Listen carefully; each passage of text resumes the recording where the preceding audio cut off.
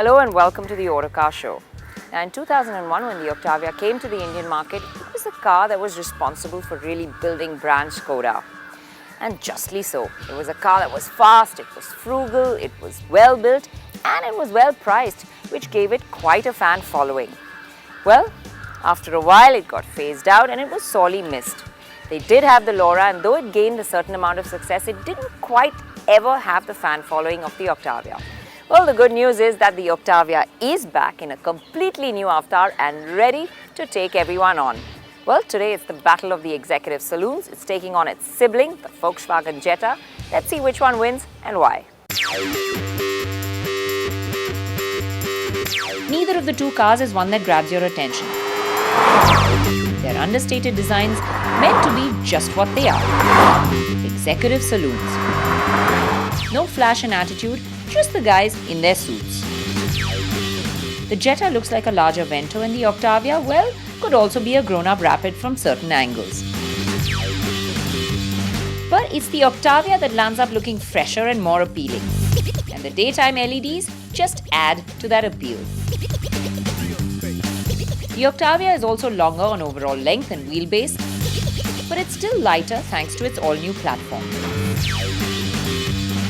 The Octavia's boot is also a good 30 litres more and easier to load, with a back that can open like a boot or like a notch.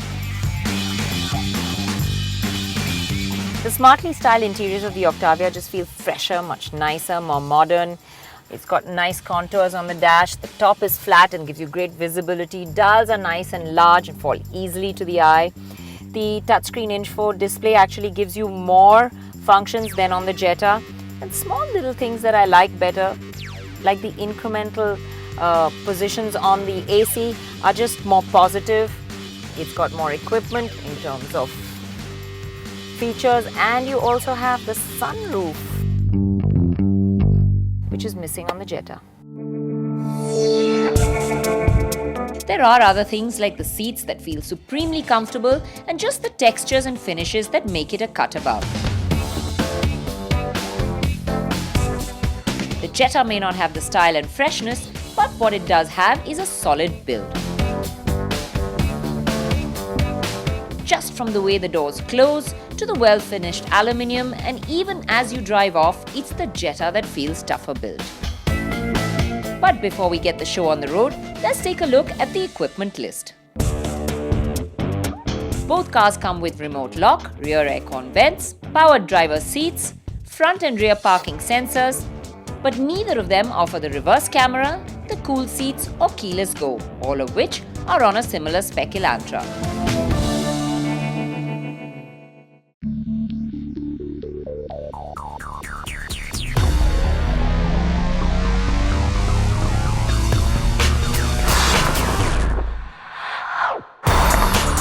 Under the hood, they both have Volkswagen's tried and tested 2-litre TDI with almost identical power and torque.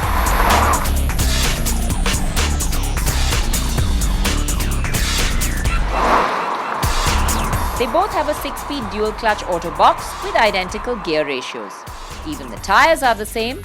So, do they feel identical out on the road? Now, the Octavia's engine is more responsive and it delivers its power better, which is what makes it more fun and more easy to drive. It's also the more refined engine, because when I'm revving hard, it's barely audible. It gets up to triple-digit speeds really easily, and it cruises well. The Jetta's engine, on the other hand, takes more time to respond, especially when you want to pull away at low speeds, which makes it the fussier of the two to drive in the city. Apart from that, they feel pretty similar. Both have a strong mid-range and rev easily to about 5,000 RPM. The Octavia's wider torque band and lighter weight is what gives it the advantage, making it 0.6 seconds quicker to 100 and 2.5 seconds faster to the 140 km mark. On the whole, the Jetta feels built like a tank and you feel very safe, especially at higher speeds. But the steering does feel heavier of the two, and it's the high dash that doesn't make great visibility for shorter people. Now when you're nipping in and out of traffic, you'll find that the Octavia's steering feels lighter, it feels more agile to drive, and it just doesn't feel like a car of its size.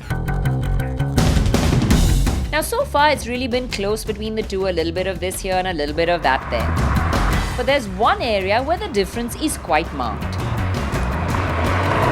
The Jetta seats cushion you well, they give you a lot of support. You've got the sides that sort of hold you into their place.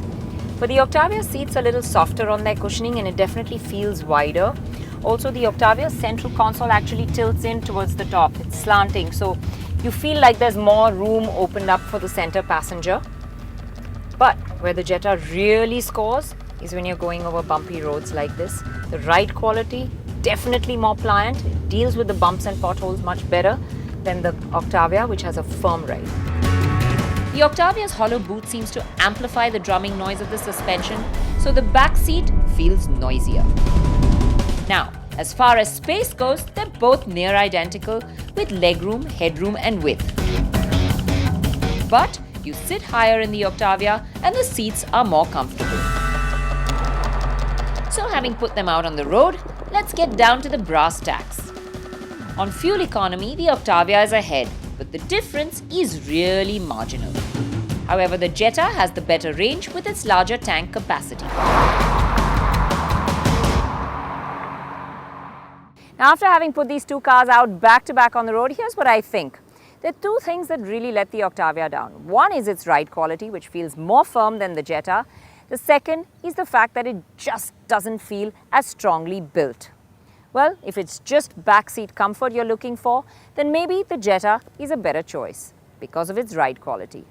And it's very rarely that we buy a car for just a single aspect. So on all other counts, it's the Octavia that does better. It looks more modern, the interiors are nicer, it's much better equipped, it feels more nimble to drive, the engine is more responsive, it matches up on space, and when we consider it as a whole, the Octavia is our pick. Now here's where we would normally end our story, but as we went out to shoot, and before we could get to air the story, the Jetta sneaked in an upgrade to pit itself better against the Octavia. So we went to check it out. The new Jetta now has xenon headlamps with integrated washers, LED daytime running lamps, dual-zone climatronic aircon, and 16-inch alloy wheels that are fitted to lower variants as well. It also gets a 12-way electrical adjustable driver's seat, front and rear parking sensors, and cruise control. The 2-litre TDI motor comes with the option of a 6-speed DSG automatic gearbox and paddle shifters. So the Jetta is now better equipped, which makes it good value considering the equipment has come without a price increase. But did that make us change our mind? Well, despite being slightly more expensive, we think the Octavia still has the edge.